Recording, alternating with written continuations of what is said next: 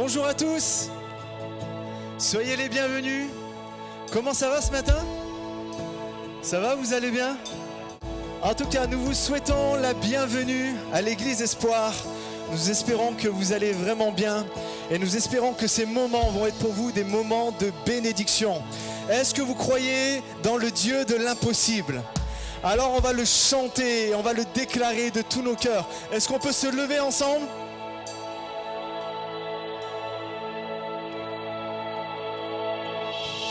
Par toi, je peux tout accomplir. Je peux vraiment tout, car c'est toi qui me rends fort. Non, rien n'est impossible. Par toi, les liens sont ouverts, les liens sont brisés. Oui, je vis par la foi. Non, rien n'est impossible. Oh, oh, oh, oh, oh, oh. Avec moi. Oh, oh, oh, oh, oh, oh.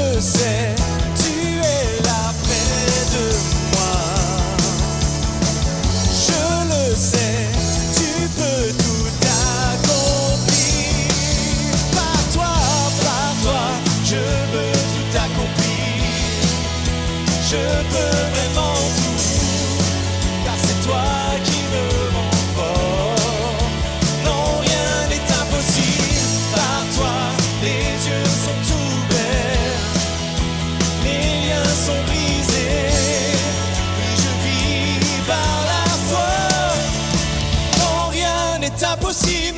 Ok, tous ensemble. On y va. Oui, je crois. Oui, je crois, oui, je crois. Oui, je crois, oui, je crois en toi. Oui, je crois, oui, je crois. Oui, je crois, oui, je crois en toi. Oui, je crois, oui, je crois. Oui, je crois, oui, je crois en toi. Oui, je crois, oui, je crois.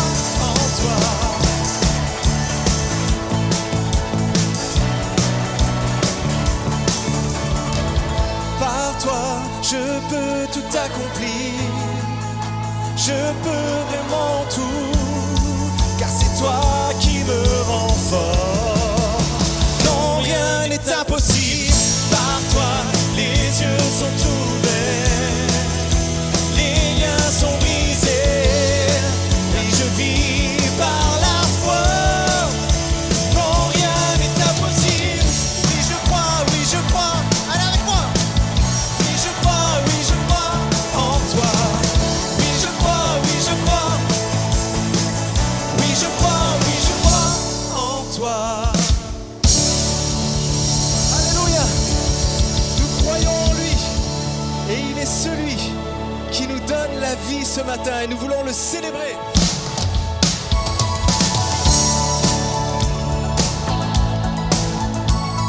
Allez ensemble. Allez tous avec moi. Dans mon cœur,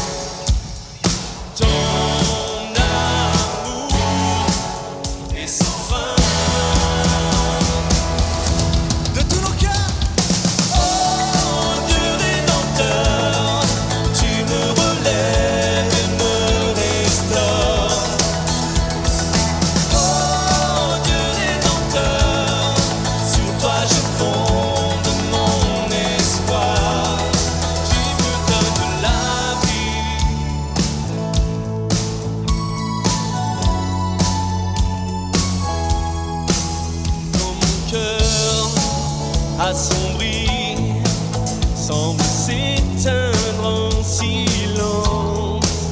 Loin de mes peurs, tu me conduis, tu me remplis d'espérance. Oh, déclare! Tu es vivant à jamais. Ton amour est sans fin.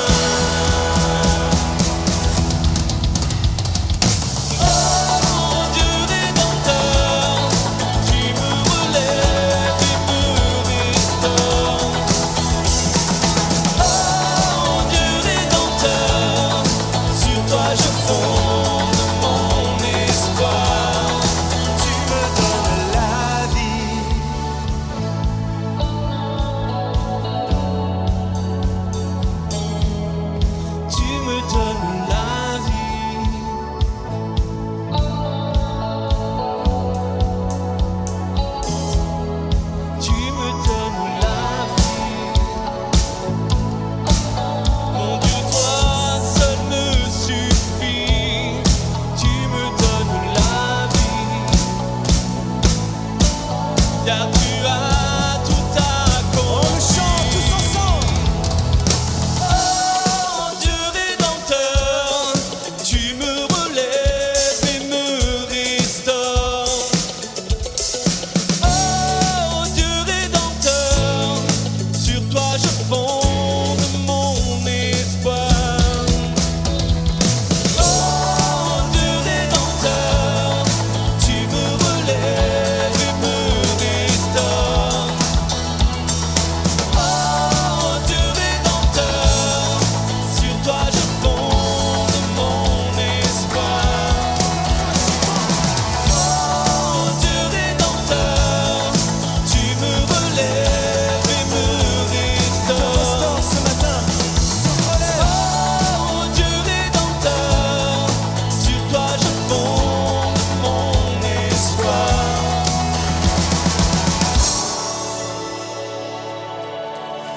Tu me donnes la vie.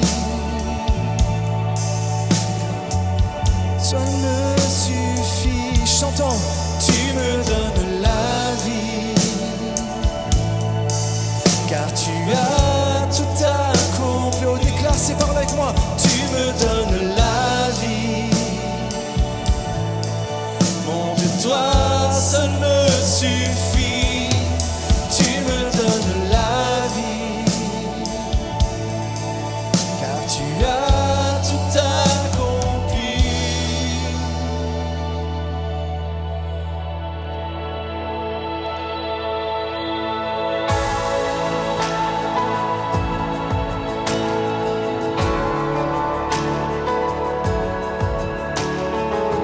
Souffle sur nous, Esprit de Dieu.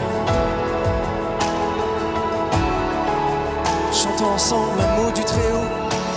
Un mot du Très-Haut et tout s'accomplit, tout reprend vie. L'écho de ta voix ranime l'espoir en moi. Ta grâce apparaît quand ma vue faiblit, tu me conduis. Le creux de tes bras apaise la crainte en moi. On le chante tous ensemble. Toi seul peux calmer les nerfs, le porter dans le désert. Souffle sur moi, Saint-Esprit.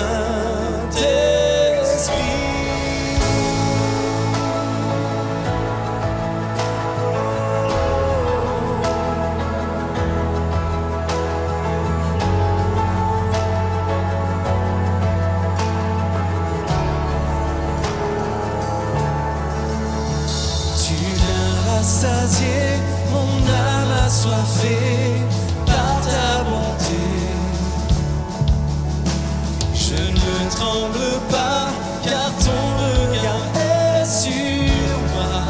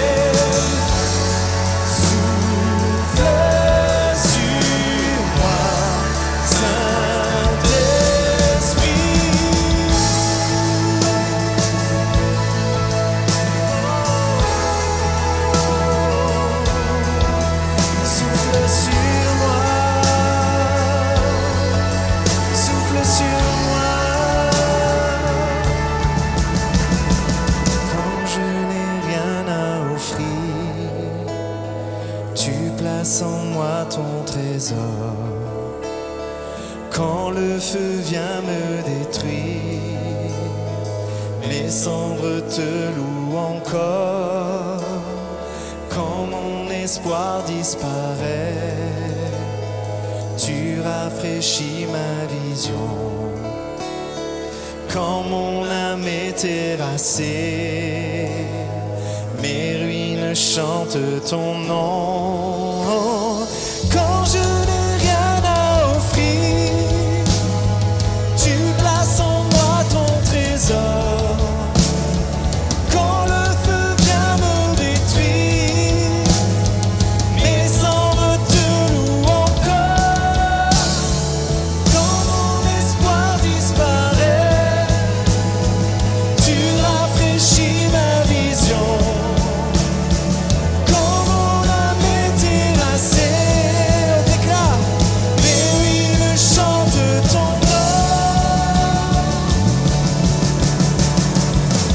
Toi seul peux calmer mes nerfs, me porter dans le désert. Souffle sur moi, Saint-Esprit. Toi seul peux briser mes chaînes, me délivrer de mes peines. Souffle sur moi, Saint-Esprit. Oh, ce matin, est-ce qu'on peut faire quelque chose de très simple ici dans ce lieu? Levons nos mains vers lui. Levons nos mains. Reste pas dans la timidité. Élève tes mains et dis, Seigneur, je veux recevoir ton esprit ce matin. Saint-Esprit, souffle sur moi. Je t'ouvre grand mon cœur. Oh, souffle sur moi, Saint-Esprit.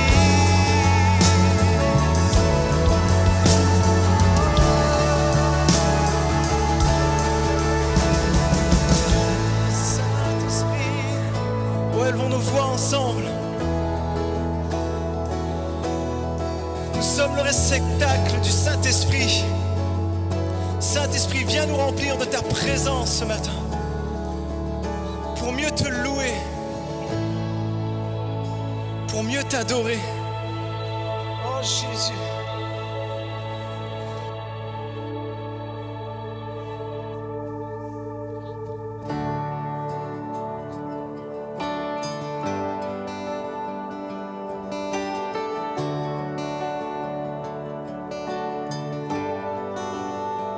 Je vois l'espace qui nous sépare et la montagne insurmontable. La nuit se lève sur mon désespoir. J'appelle à toi quand tout est noir. Dans les ténèbres, ta bienveillance toujours éclaire mon âme en paix. Tout est accompli tel qu'il est écrit. Jésus-Christ, mon espérance.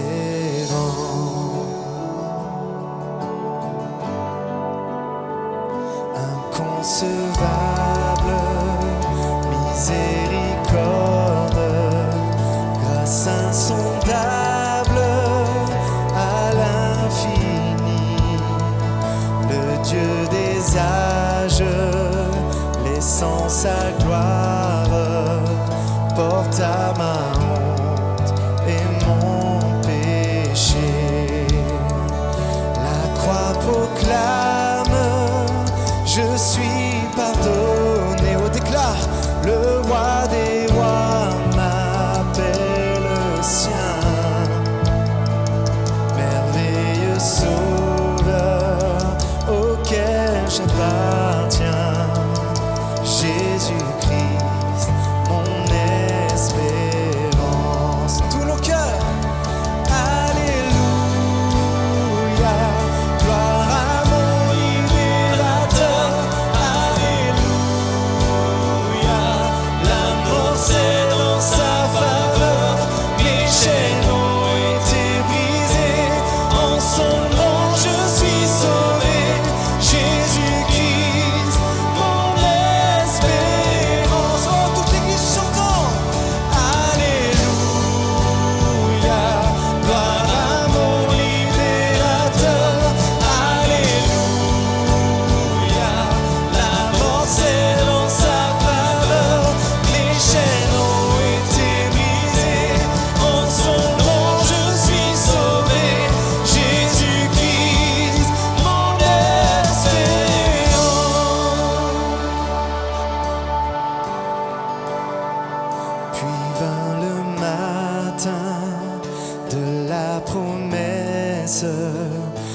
son corps meurtri a repris vie. Dans le silence, sa voix retentit. La mort sur moi n'a pas de pouvoir. On le chante ensemble. Puis vint le matin de la promesse, où son corps meurtri a repris vie. Dans le silence, sa voix retentit. La mort sur moi n'a pas de pouvoir. Jésus-Christ, toi la victoire. Oh, alléluia. Oh, est-ce que je peux voir toutes les mains levées en l'honneur de l'Éternel ce matin? Il est celui qui te donne la vie. La mort c'est dans sa faveur, les chaînes ont été brisées. En son nom je suis sauvé. Jésus-Christ, mon espérance. Tout mon cœur. Alléluia, gloire à mon libérateur. Alléluia, la mort c'est dans sa faveur. Mes chaînes ont été brisées. En son nom je suis sauvé. Jésus-Christ, mon espérance. On déclare. Jésus-Christ, mon espérance. Oh, Jésus-Christ, mon espérance. On acclame ton Dieu ce matin. Il est vivant. Amen. Amen, amen, amen. Merci Seigneur pour ces temps. Merci, vous avez été bénis moi aussi ce matin. Encourageons-les parce qu'ils sont là depuis très tôt à venir pouvoir se préparer à nous faire vivre ces moments. C'est vrai que ce matin, j'ai été bénie par la batterie. C'est pas toujours un instrument sur lequel on fait attention, mais ce matin, la batterie m'a transportée dans le ciel. Donc merci à chacun pour vos instruments, pour les dons que le Seigneur nous donne et de les mettre au service de l'Église. Merci beaucoup. Soyez bénis et fortifiés dans votre service en tout cas. Bienvenue à chacun d'entre vous, bienvenue à vous tous. Nous espérons que vous allez tous bien. Alors, on a vu des visages bronzés, des visages qui revenaient de vacances. J'espère que vous êtes contents de nous retrouver, même si vous êtes revenus à Rive-de-Gier. Nous sommes bénis de nous retrouver tous ensemble ce matin et de pouvoir faire un petit tour d'horizon sur les annonces. Voilà, soyez bénis. Bonne matinée. Merci Laurence. On peut remercier Laurence, on peut remercier les musiciens. Merci beaucoup les amis.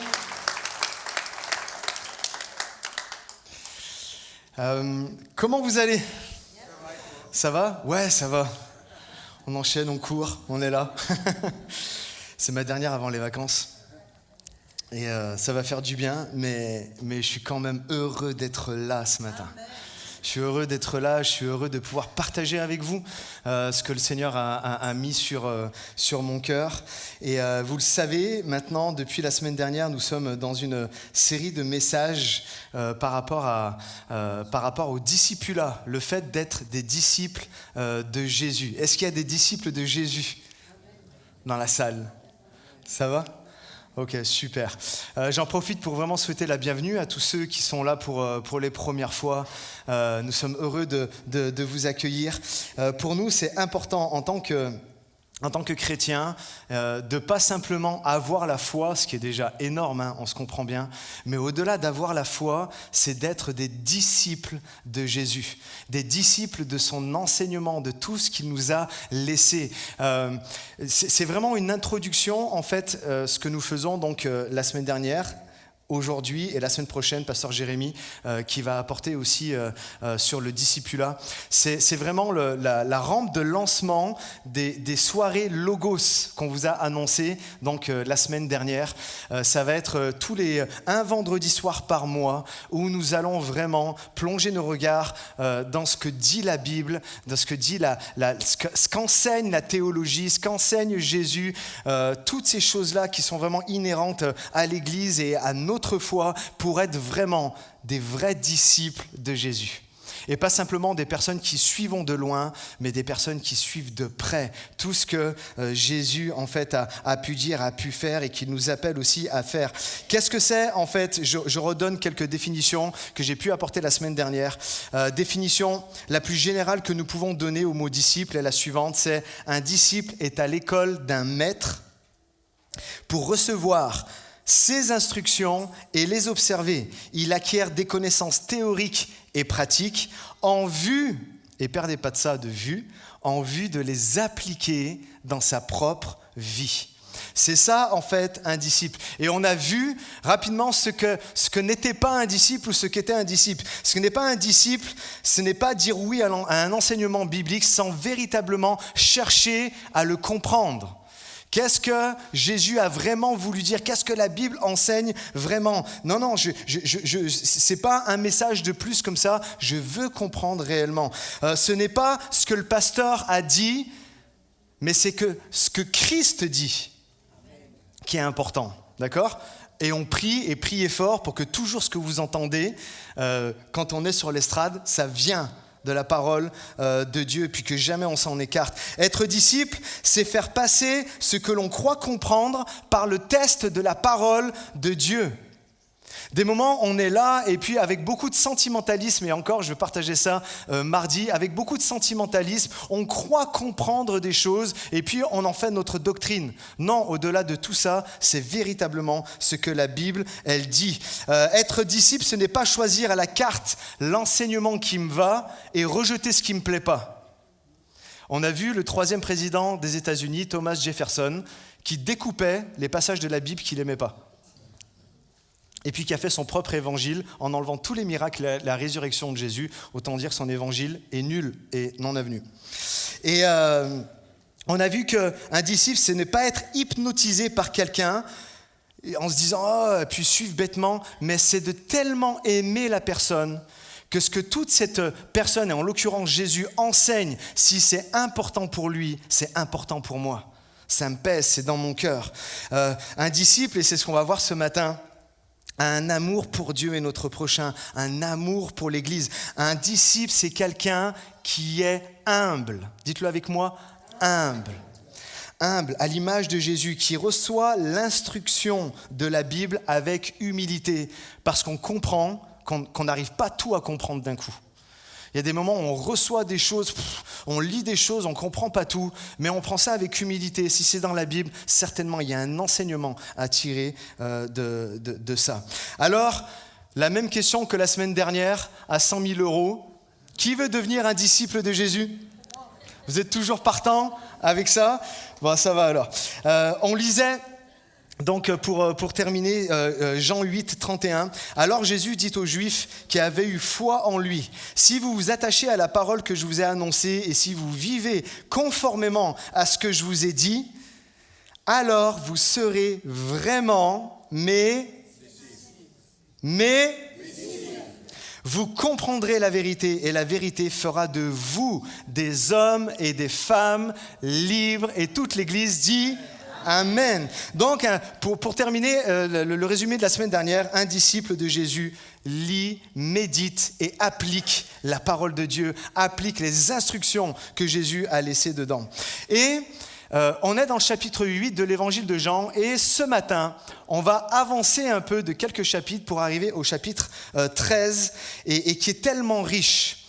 En fait, l'évangile de Jean, chapitre 13, 14, 15, et puis tous ceux qui suivent, nous expliquent les derniers moments avant que Jésus, en fait, aille à la croix.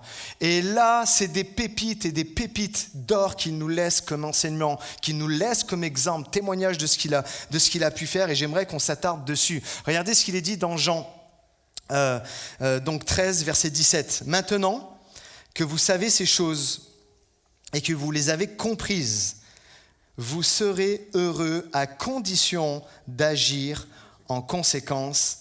Amen. » En fait, ce que je disais la semaine dernière, comprenez, Dieu bénit ses enfants pas à cause de la connaissance qu'ils ont, des choses qu'ils savent, mais des choses en fait qu'ils mettent en pratique.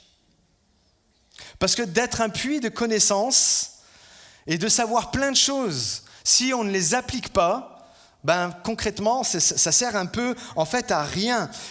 Et la question que j'ai ce matin, tu fais quoi de toute la connaissance biblique que tu as ? Qu'elle soit grande ou qu'elle soit petite ou qu'elle soit moyenne. Qu'est-ce que tu fais en fait de cette connaissance ? Jésus dit ici littéralement que le bonheur découle directement de la mise en pratique de son enseignement et pas simplement de le savoir.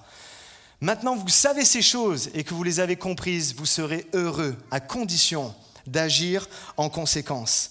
Et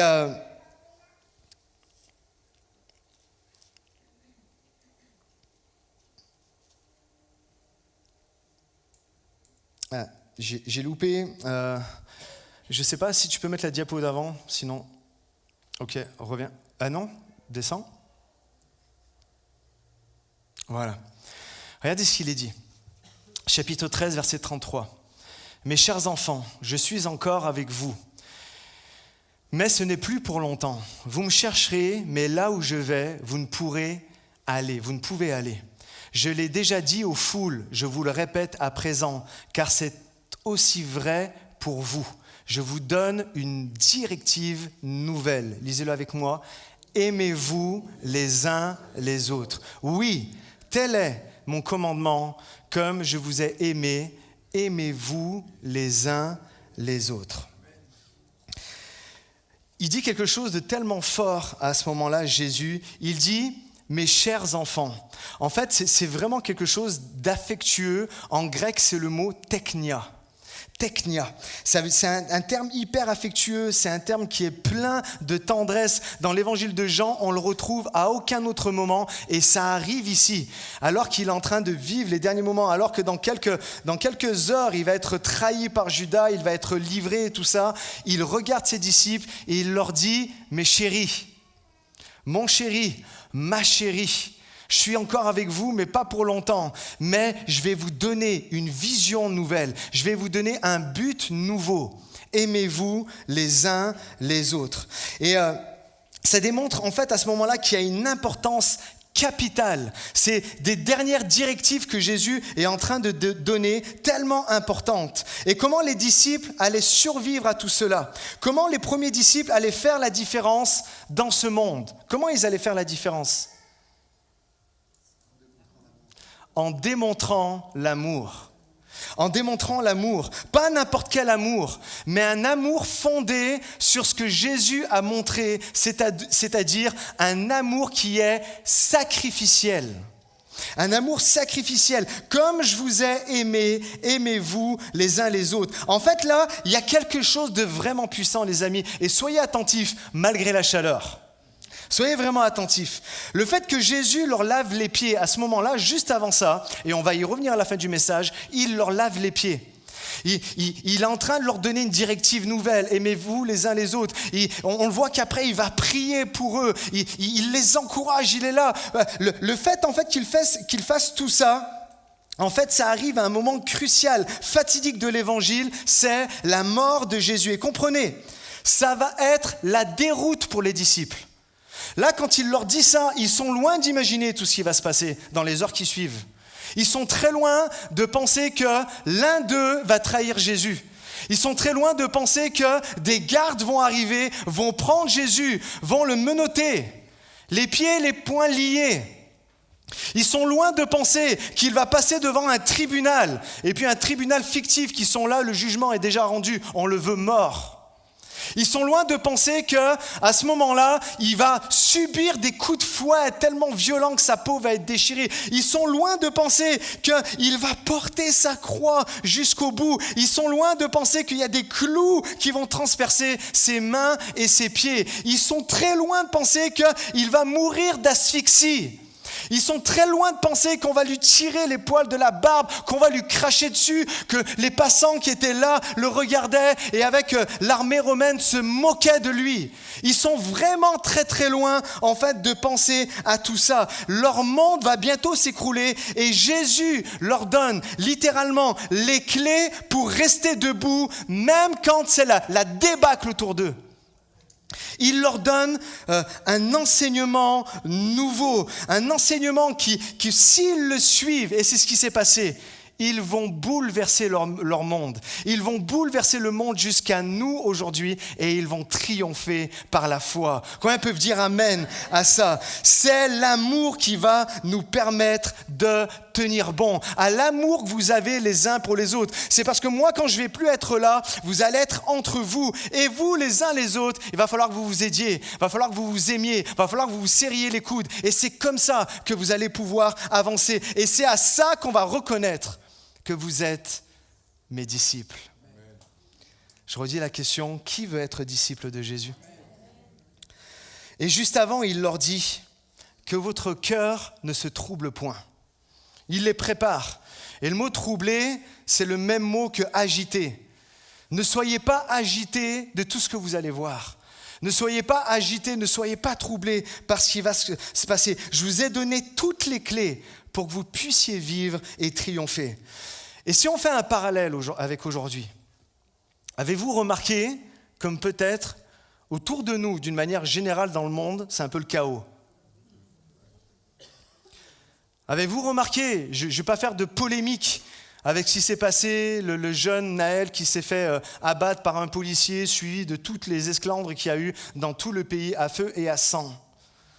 Avez-vous remarqué toutes ces choses-là? On se dit, mais qu'est-ce qui se passe autour de nous? Moi, dimanche matin, j'arrivais, je voyais sur la place, j'étais en train de conduire, je regardais 4 voitures cramées, la mairie incendiée. On se dit, ben, où est-ce qu'on est? Il y a tout qui s'écroule. Et c'est juste chez nous, là. Après, on peut étendre ça au monde. Et en fait, aujourd'hui, de plus en plus de personnes sont inquiètes. Vrai ou pas? C'est un fait. Est-ce que vous êtes inquiet? Peut-être c'est le cas. Est-ce que tu es inquiet? Est-ce que tu es dans le stress, l'augmentation de tout, les guerres, le chômage, les maladies? Est-ce que je vais réussir à boucler le mois? Les problèmes relationnels avec les gens. Pourquoi? Parce que les gens, justement, ne suivent pas aimez-vous les uns les autres, mais sont de plus en plus égoïstes. Et donc, c'est ce qui crée les problèmes relationnels. Aujourd'hui, tu es peut-être comme les disciples. Tu es agité. Ton monde autour de toi est en train de s'écrouler. Mais j'aimerais faire résonner les paroles de Jésus. Teknia, mon enfant chéri, ma fille chérie, mon fils chéri. La réponse à ton problème réside dans l'amour. La réponse à ton problème réside dans l'amour, dans le fait de prendre soin de ton frère, dans le fait de prendre soin de ta sœur. La réponse à ton problème réside dans le fait d'être serviteurs les uns des autres. Combien peuvent dire amen à ça? Et c'est ça, littéralement, qui va nous faire triompher, les amis. C'est parce qu'on va s'aimer les uns les autres. C'est parce qu'on va s'entraider les uns les autres, comme Jésus, en fait, nous l'a enseigné. Quelqu'un a dit, « L'échec ne me rattrapera jamais si je suis fortement déterminé à réussir. » Et la question est, quel est le moyen, pas la personne, mais quel est le moyen pour te faire réussir? C'est d'être égoïste? C'est de marcher sur la tête des gens? C'est de tirer les autres derrière pour arriver le premier? C'est quoi alors? C'est l'amour. Merci. C'est l'amour. Alors comment? Si tu peux mettre la diapo suivante. Vas-y, suivant. La volonté d'aimer. Il y a une volonté, il y a un appel à être volontaire à aimer. Ça passe par une décision de chaque jour. Peut-être il y en a, ils se disent « mais moi, j'ai pas la volonté. C'est trop difficile d'aimer mon prochain, c'est trop difficile. Peut-être il y en a de continuer à aimer mon mari, c'est trop difficile de continuer à aimer telle personne, m'a fait tellement de mal, c'est tellement difficile. J'ai pas la volonté d'aimer. » Mais j'aimerais encourager quelqu'un ici ce matin. Si tu es là un dimanche matin, après une semaine bien chargée, si tu es là un dimanche matin, après avoir travaillé toute une semaine, si tu es là un dimanche matin, alors que tu as plein de soucis, tu as 10 millions de choses à faire, et pourtant tu prends le temps d'être là ce matin, il y a quelque chose pour toi. Il y a quelque chose pour toi et que déjà, il y a la volonté en toi d'agir et d'aimer. Amen. Et regardez ce qu'il est dit dans Ézéchiel 11. Je lis pour vous, c'est un passage très connu. « Je leur donnerai un même cœur et je mettrai en vous un esprit nouveau. J'ôterai de leur corps le cœur de pierre et je leur donnerai un cœur de chair. » Parfois, même souvent, on n'a pas le goût. C'est vrai ou pas ? En ce moment, j'entends de plus en plus, et j'avoue que ça, j'ai la flemme. Les enfants, là, mais même les adultes aujourd'hui, ils s'y mettent. Pour tout, j'ai la flemme. J'ai la flemme de me lever. J'ai la flemme d'aller faire les courses. J'ai la flemme d'aller voir mon enfant. J'ai la flemme de ci. J'ai la flemme, en fait, de ça. Et ça se répand comme une traînée de poudre. On est paresseux, on est passif et on devient égoïste. Mais écoutez, je pense que c'est impossible d'avoir le cœur de Dieu, le cœur de chair que Dieu a mis en nous sans aimer. Sans l'aimer lui et sans aimer en fait notre prochain. Jusqu'à quel point veux-tu être un disciple de Christ ? À aimer comme lui, je crois qu'il y a la diapo. Jusqu'à quel point ? La vérité, la voici ce matin. Vous êtes prêts ? Quand on veut, on peut. Dis-le à ton voisin.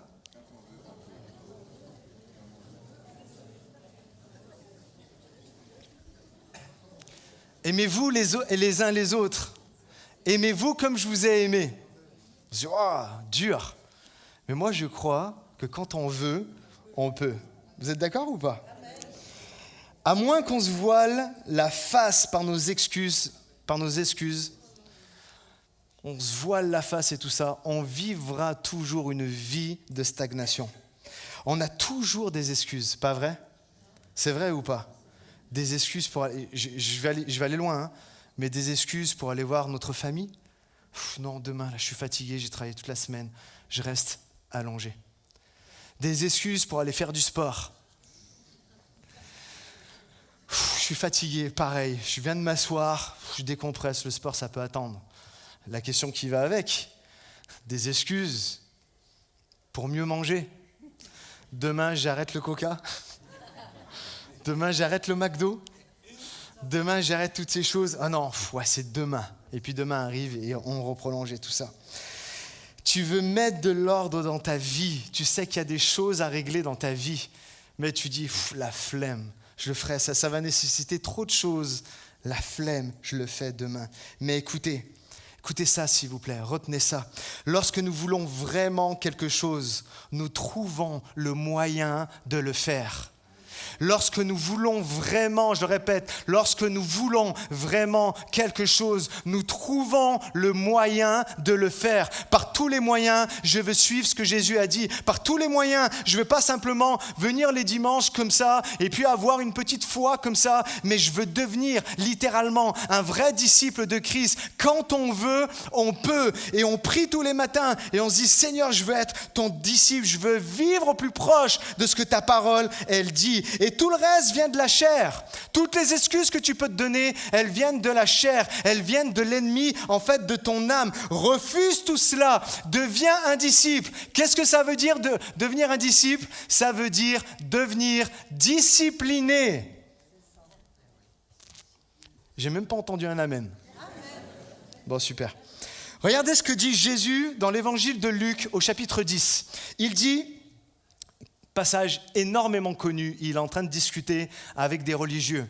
Et il dit, tu aimeras le Seigneur ton Dieu de tout ton cœur, de toute ton âme, de toute ta pensée, de toute ta force. Et tu aimeras ton prochain comme toi-même.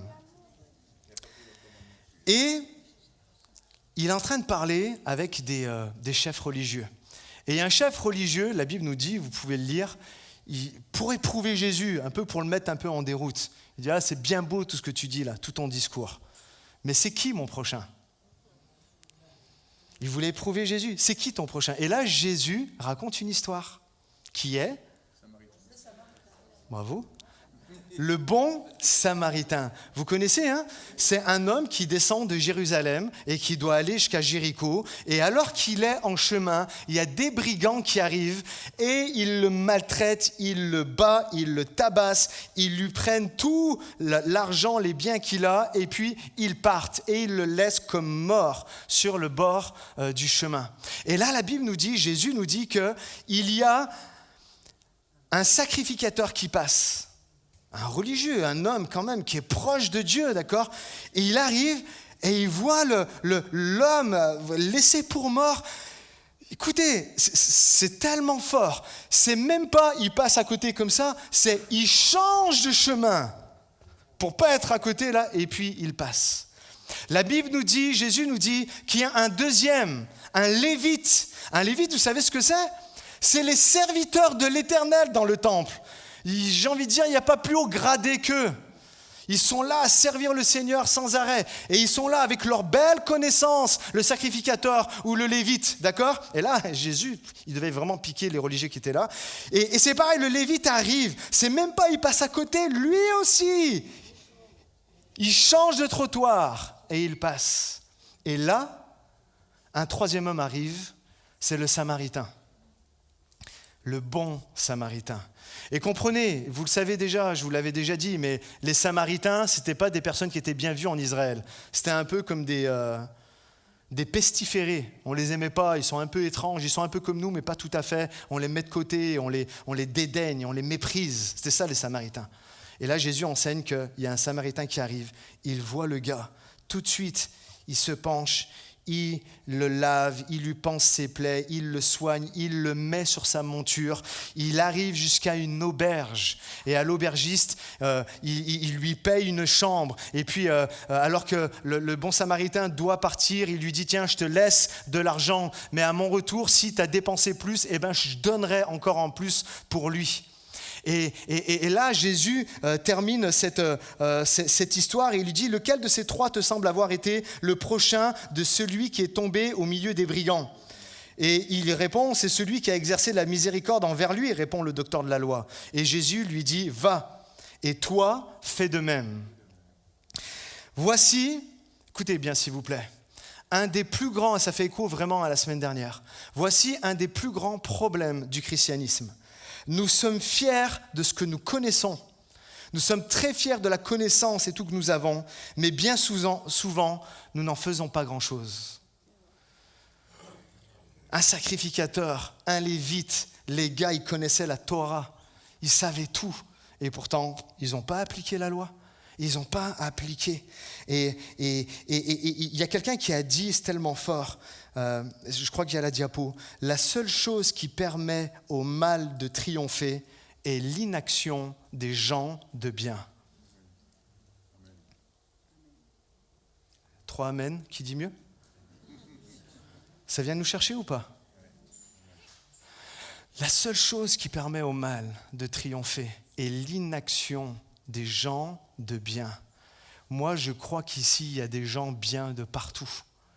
Et je crois que pour beaucoup, nous devons nous lever et arrêter d'être inertes, arrêter d'être passifs. Je vous parle ce matin d'être à l'image de Jésus et d'avoir, et c'est le prochain point, l'amour en action. On parle, mais on n'agit pas beaucoup. Et moi, je suis bouleversé, vraiment. Je relisais ces passages de l'Évangile, je relisais tout ça, et ça, c'est venu me chercher en tant qu'homme, c'est venu me chercher en tant que pasteur, et ça vient me chercher en tant que chrétien dans l'Église. Ça vient me chercher. À quoi on va reconnaître qu'on est des disciples? C'est pas à notre connaissance, mais c'est à l'application de la connaissance que nous avons reçue de Jésus. Et aimez-vous les uns les autres comme je vous ai aimé. Il y a 4 vérités essentielles à comprendre de cette histoire du bon Samaritain. La première, c'est les religieux n'ont rien fait. Nous devons refuser de ne rien faire.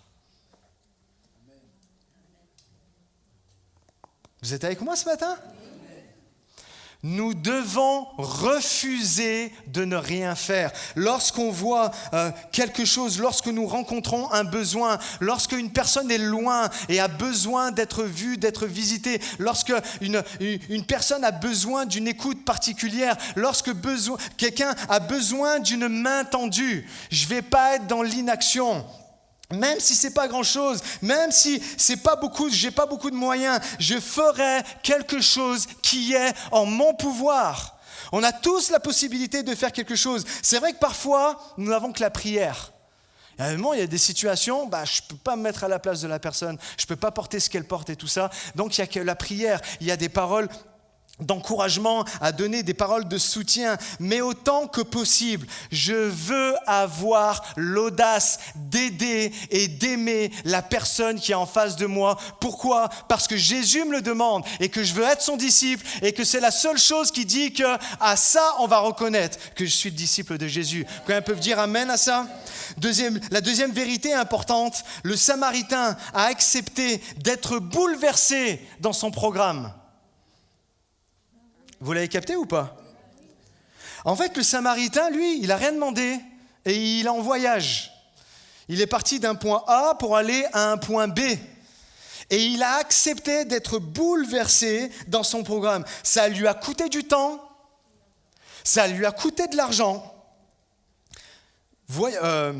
Hôtel à payer, auberge à payer, tout ça, mais il ne s'est pas détourné comme le lévite et le sacrificateur. Il ne s'est pas détourné du besoin qu'il voyait. Ça, c'est une vérité pour nous. La troisième vérité essentielle, le Samaritain n'a pas laissé cette histoire le détourner de son but.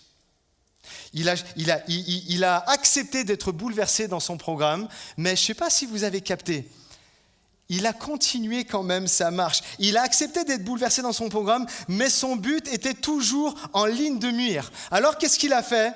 Il a soigné, il a mis sur sa monture, il l'a amené à l'aubergiste et il a dit à l'aubergiste, en gros, moi je dois partir. J'ai quelque chose à faire de très important, mais je te donne de l'argent et s'il en manque, je t'en donnerai encore. Il ne s'est pas détourné de son objectif. Et le piège, le voici. Le piège, le voici pour chacun d'entre nous. Ça nous guette. C'est soit, en fait, nous nous détournons et nous détournons notre regard d'un besoin, ou soit nous essayons de tout faire et nous finissons par être découragés. Ça guette tout le monde. Il y en a, ils veulent être les bons Samaritains et ils font tout et ils donnent tout, et en fait ils oublient leur mission première. Je ne sais pas quelle est ta mission première. Ça ne veut pas dire, comprenez, ça ne veut pas dire lorsque tu vois un besoin, tu dois t'en détourner. Non, mais tu dois aller aider, mais en aucun cas, ça doit te détourner de ton appel et de ton but. Vous êtes avec moi ?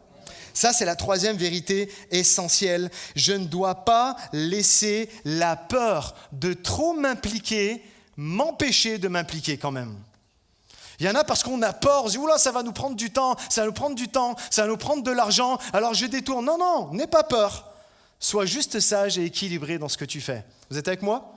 Ok, quatrième vérité essentielle. Le Samaritain n'a pas mis de limite à sa générosité pour soigner l'homme. Ça c'était beau, ça c'était fort. Il dit à l'aubergiste, ce que tu dépenseras de plus, je te le rendrai à mon retour. Amen. Dieu ne nous demandera peut-être jamais de tout faire pour régler un problème que nous voyons, mais il veut que tout le monde fasse ce qu'il peut. Et celui qui veut, peut. Et c'est ça ce que le Seigneur, en fait, nous demande. Alors, comme le religieux dit, c'est qui ton prochain ? C'est toutes les personnes que Dieu met sur ton chemin. Voilà qui est ton prochain. Il y a un chemin, le chemin de la vie, et il y a des gens qui vont être là sur le bord du chemin. Et ton prochain, ce n'est pas seulement ton père, ta mère, tes frères et tes sœurs. C'est toutes les personnes qui sont en fait dans le besoin et qui ont besoin d'une parole d'encouragement, qui ont besoin d'aide, qui ont besoin de prière, qui ont besoin d'argent, qui ont besoin d'être écoutés. C'est quelqu'un qui se sent seul et qui veut juste avoir une oreille attentive à ce qu'elle va dire. En tout cas, souvenez-vous, vraiment, l'indifférence trouve toujours des excuses mais l'amour, elle trouve toujours un moyen. L'amour trouve toujours un moyen de pouvoir aider la personne qui est dans le besoin. Et je termine avec ça. Les petites choses ont vraiment un grand impact. Je reviens au texte initial, dans Jean chapitre 13. Au début du chapitre, en fait, comme je vous disais tout à l'heure, Jésus lave les pieds de ses disciples. Il est en train de leur enseigner des choses. Vraiment, prenez encore un instant.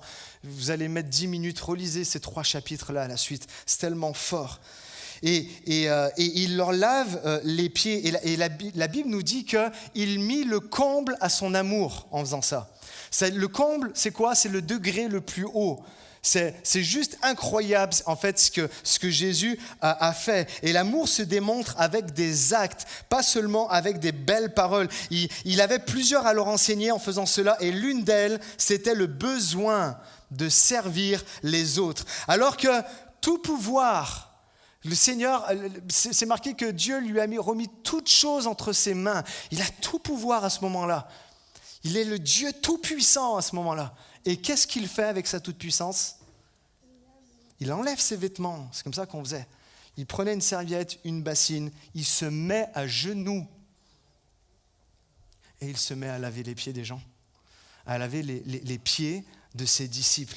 Quelle leçon incroyable! En fait, il voulait leur montrer quelque chose. S'il y en a, vous êtes un peu dans cette optique-là. Il voulait leur montrer qu'on peut se mettre en dessous des gens sans avoir à craindre pour notre position. Parce que des moments, tellement de personnes se disent « mais moi je fais ça, je vais pas m'abaisser à faire telle et telle chose. » Vous l'avez déjà peut-être fait, vous l'avez peut-être déjà entendu. Je ne vais pas m'abaisser à faire telle et telle chose. Je ne vais pas m'abaisser à aller voir la personne quand même. Je ne vais pas m'abaisser. Non, Jésus, parfaitement homme, parfaitement Dieu à ce moment-là, tout puissant, qu'est-ce qu'il fait ? Il se met à genoux et il lave les pieds des disciples. Et loupez pas ça. Il y a Pierre qui est là. Pierre, vous le connaissez, hein ? Pierre, c'est un violent, là. Il dit, quoi ? Jésus, viens, hors de question que tu me laves les pieds. Qu'est-ce que tu fais ? Allez, relève-toi. Tu te rends que t'es notre maître.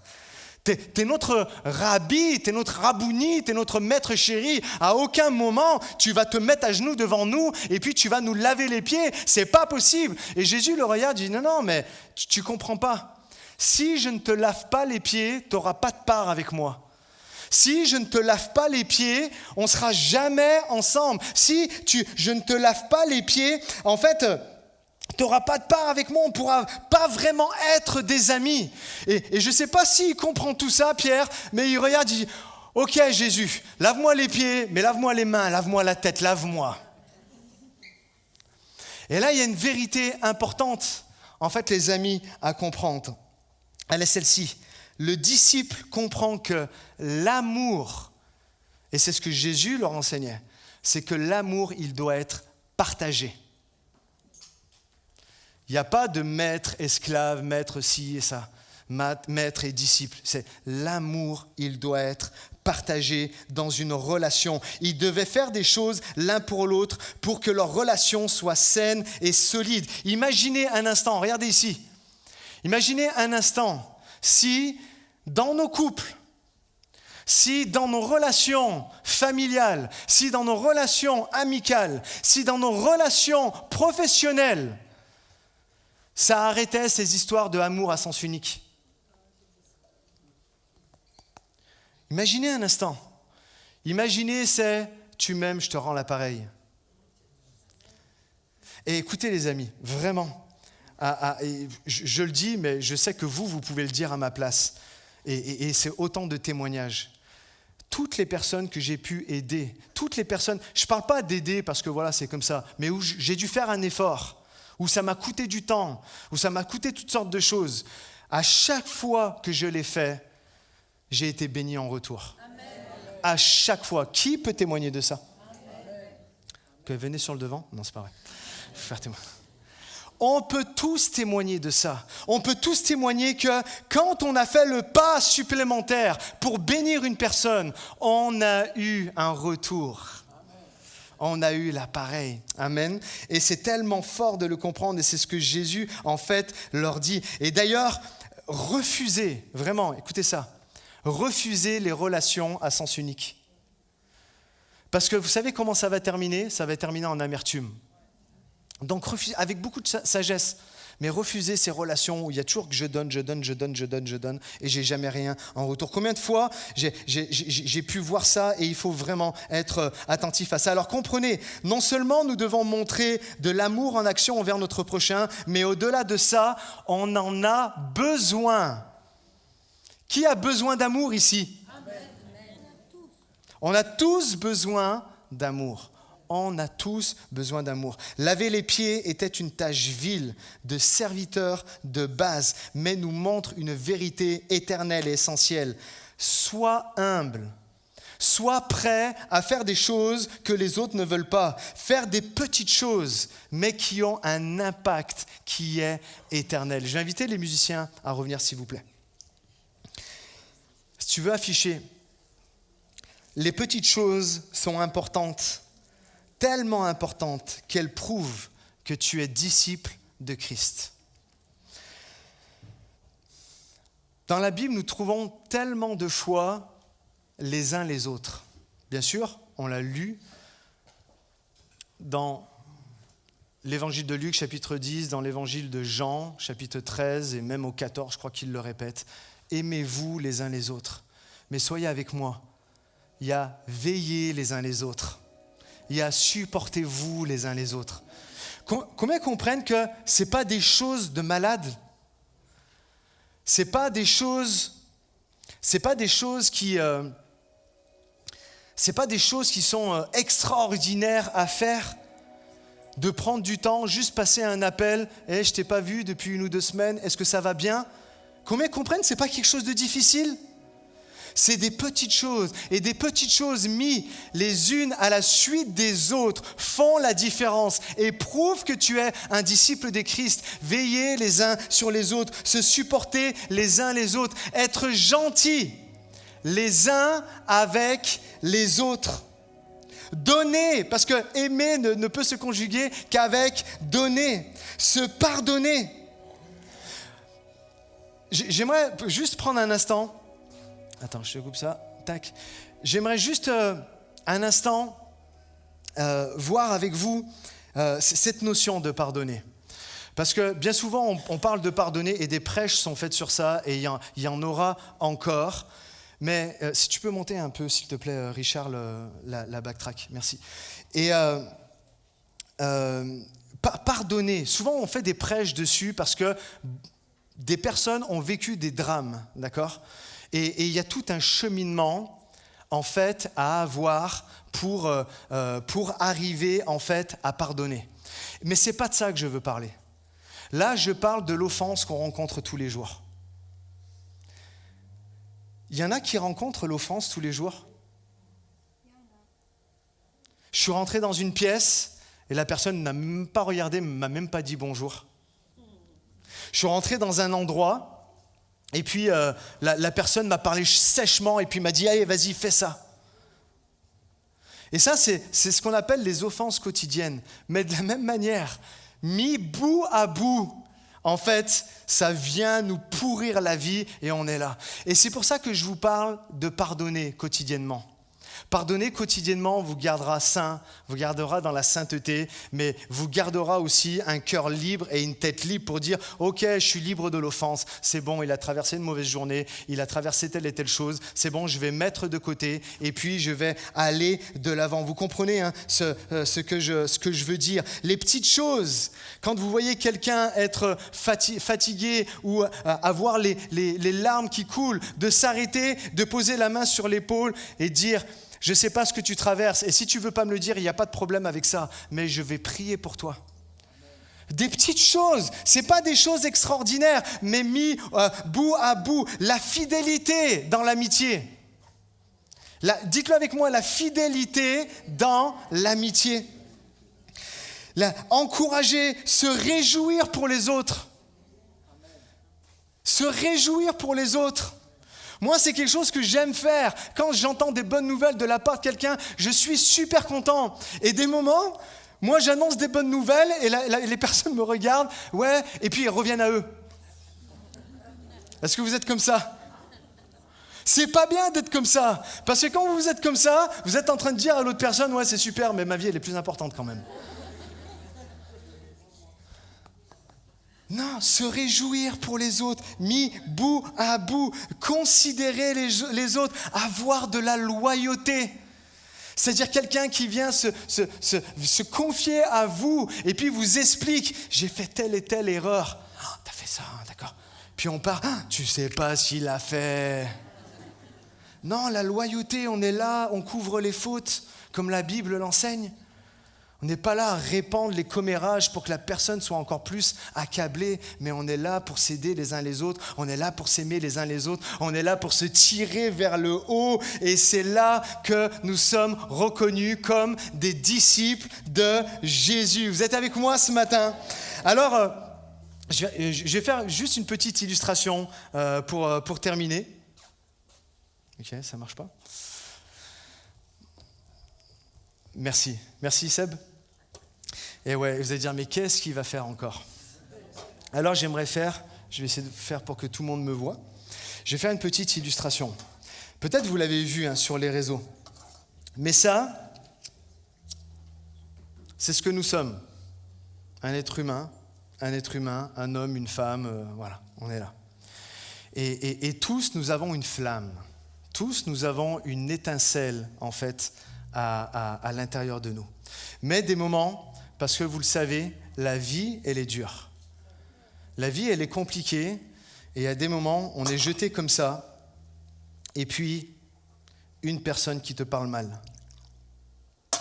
Et puis, une personne qui abuse de toi, qui abuse de ta confiance. Et puis, des commérages qui sont sur toi. T'es là. Et puis quelqu'un qui te fait un coup, là, tu ne l'as pas vu venir et tu dis, mais c'est pas possible. Et puis tu es là, et puis tu es noyé. Et là, qu'est-ce qui se passe ? Tu n'as plus l'étincelle. Ça ne marche pas, tu dis, mais moi j'ai envie quand même d'aller de l'avant, mais toutes ces choses, en fait, elles sont venues me noyer. Écoutez bien ce que fait un disciple de Christ. Alors que tu es là, toi, tu as la flamme. Toi, tu as l'étincelle. Tu te rapproches de la personne. Amen.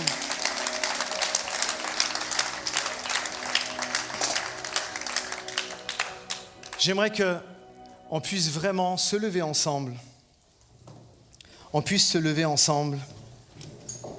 Ouais, merci. Merci beaucoup, Seb.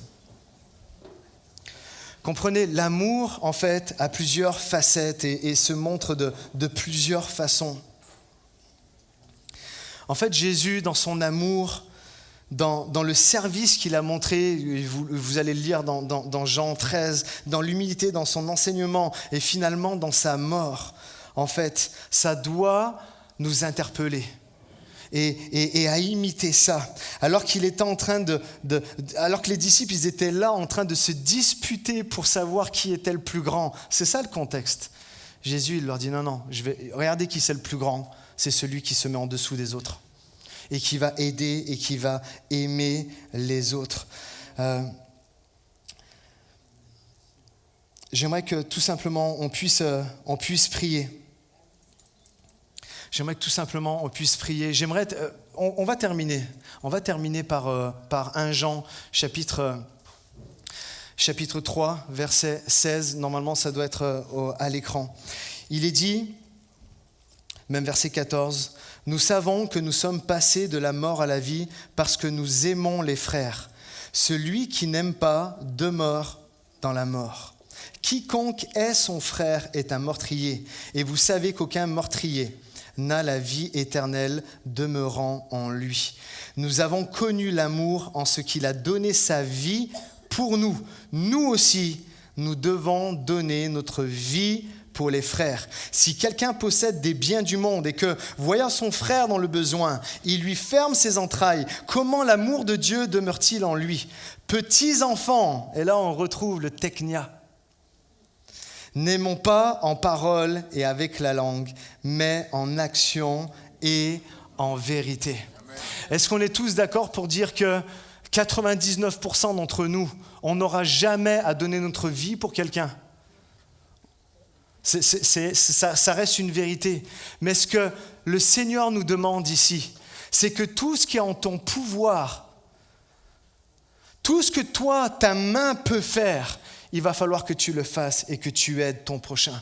Et en cela, tu vas prouver ton amour. Tu vas prouver ton amour envers lui. Tu vas prouver ton amour envers Dieu. Et à cela, tout le monde va reconnaître que tu es un disciple de Christ. Alors, ce matin, il y a un véritable appel à la consécration. Ce matin, il y a un véritable appel à dire « Jésus, je veux être un disciple ». Oui, j'ai compris la semaine dernière, un disciple est celui qui suit les prescriptions de son maître. Et nous suivons, Seigneur mon Dieu, tes prescriptions. Et tu nous dis, Seigneur mon Dieu, le point numéro 1, pour être un disciple de toi, Jésus, il nous faut nous aimer les uns les autres. Il faut arriver à considérer les autres. Il faut nous aider, il faut arriver à consoler, à nous supporter, à veiller les uns sur les autres. Oh Seigneur, fais cette œuvre en nous. Nous prions, Seigneur mon Dieu, pour que véritablement il y ait, Seigneur mon Dieu, une progression, Seigneur mon Dieu, dans ces choses-là.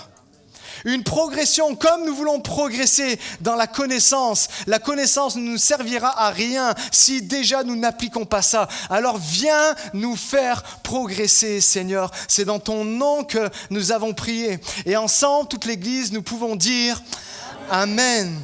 Amen. J'aimerais qu'on reste vraiment dans un temps de prière. Et j'aimerais, avec vous, chanter un chant. Ce chant, c'est un chant vraiment magnifique. Le titre, et on l'a déjà chanté ensemble, le titre, c'est « Consécration ». Et ce chant nous dit « Donne-moi un cœur tout entier, Seigneur mon Dieu, et complètement dévoué. Fais ce que tu veux de ma vie. Je veux me donner corps et âme pour ce qui fait vibrer ton cœur. Fais ce que tu veux, Seigneur. Mais moi, je veux être un de tes disciples. Je veux aimer comme tu aimes. » Vous êtes d'accord avec ça? Alors ensemble, on va le chanter de tous nos cœurs.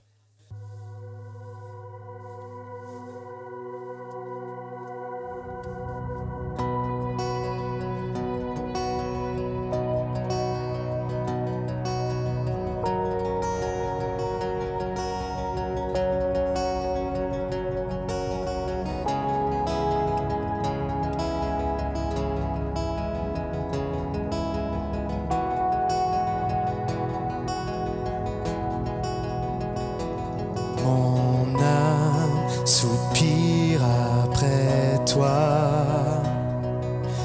Parle, élève ta voix, je veux t'obéir.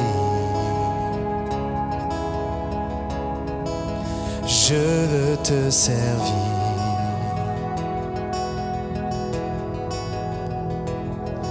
Enseigne-moi ton chemin.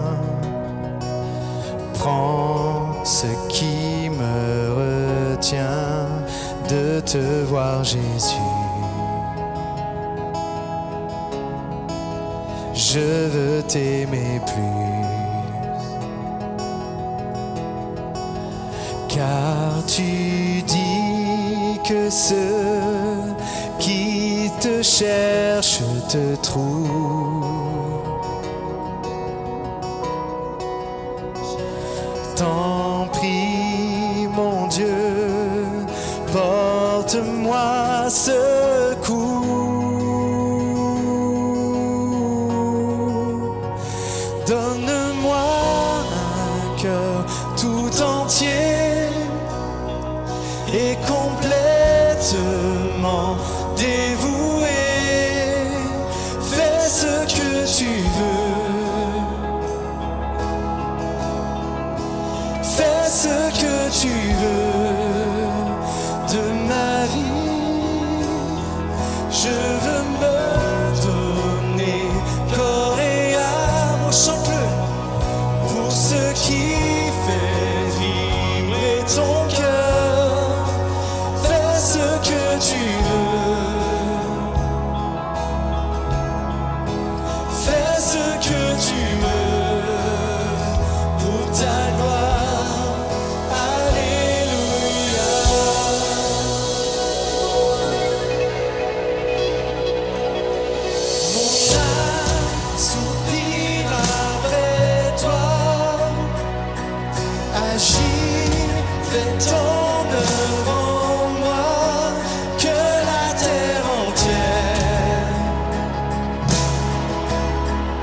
vois enfin ta lumière. Donne-moi un cœur, chantons. Donne-moi un cœur tout entier et complètement dévoué. Fais ce que tu veux. Fais ce que tu veux. De ma vie, je veux te donner, je veux me donner. Je veux me donner corps et âme pour ce qui fait vivre ton cœur. Fais ce que tu veux. Fais ce que tu veux pour ta gloire. Alléluia.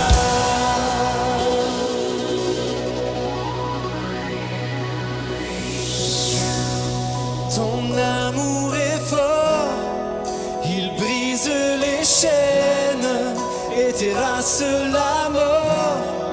Non, rien ne te freine.